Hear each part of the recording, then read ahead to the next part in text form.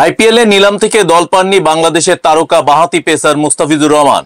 গত আসরে বাংলাদেশের দ্বিতীয় প্রতিনিধি ছিলেন তিনি।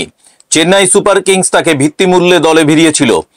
যদিও আসর শেষ হবার আগেই জাতীয় দলের ক্যাম্পে ফিরতে হয়েছিল তাকে। এবারের মেগা নিলামের আগে মুস্তাফিজকে ধরে রাখেনি চেন্নাই। যদিও গুঞ্জন ছিল চেন্নাই পুনরায় তাকে নিলাম থেকে দলে নিতে পারে, কিন্তু দ্বিতীয় দিন নিলামে তার নাম উঠলেও কেনার আগ্রহ প্রকাশ করেনি কোনো দল।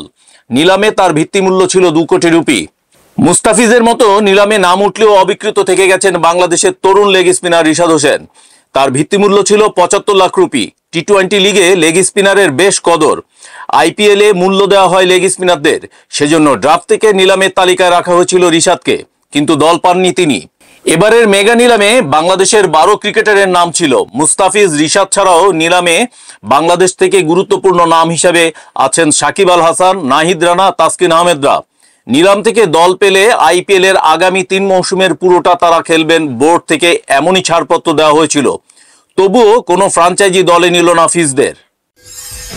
24শে নভেম্বর রবিবার থেকে শুরু হয় আইপিএল এর মেগা অকশন। সোমবার ছিল দ্বিতীয় ও শেষ দিন।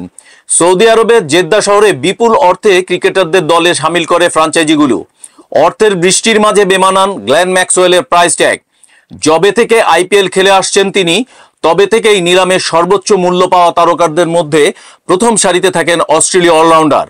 আজ থেকে 1 যুগ আগে আইপিএল 2012-তে তিনি পেয়েছিলেন 6 কোটি টাকা। যোগ দিয়েছিলেন দিল্লিতে।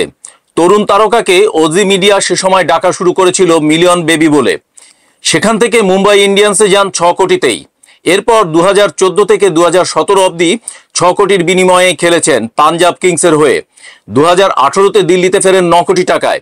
2020-এর নিলামে এর দাম বেড়ে দাঁড়ায় 10.75 কোটিতে। আবার তাকে ফেরায় প্রীতি জিন্তার পাঞ্জাব ফ্রাঞ্চাইজি। যদিও এবার 1 বছরের মধ্যেই দল ছাড়েন ম্যাক্সওয়েল। 2021 সালে 14.25 কোটিতে রয়্যাল চ্যালেঞ্জার্স বেঙ্গালুরুতে যোগ দিয়েছিলেন অস্ট্রেলীয় অলরাউন্ডার। পরবর্তী মেগা অকশনের আগে ম্যাক্সওয়েলকে রিলিজ করে দিলেও 11 কোটিতে পুনরায় কিনে নিয়েছিল আরসিবি। গত 2 বছর 11 কোটি পেয়েছেন তিনি। সেখান থেকে এক ধাক্কায় অনেকখানি কমে গেল তার দাম। 2 কোটি টাকা বেস্ট প্রাইস রেখেছিলেন তিনি। প্রাথমিক আগ্রহ দেখায় সানরাইজার্স হায়দ্রাবাদ, কিন্তু পরে লড়াইটা দাঁড়ায় চেন্নাই সুপার কিংস ও পাঞ্জাব কিংসের মধ্যে। চেন্নাই পিছু হটায় 4.20 কোটিতে ম্যাক্সওয়েলকে ছিনিয়ে নেয় পাঞ্জাব। তৃতীয়বারের জন্য প্রীতি জিন্তার ফ্রাঞ্চাইজিতে যোগ দিচ্ছেন তিনি। প্রথম বছর যে দাম পেয়েছিলেন, পাচ্ছেন তার চেয়েও কম অর্থ। 2024-এর আইপিএলে তার হতশ্রী পারফরমেন্সের প্রভাব প্রাইস ট্যাগে পড়েছে বলে মনে করা হচ্ছে।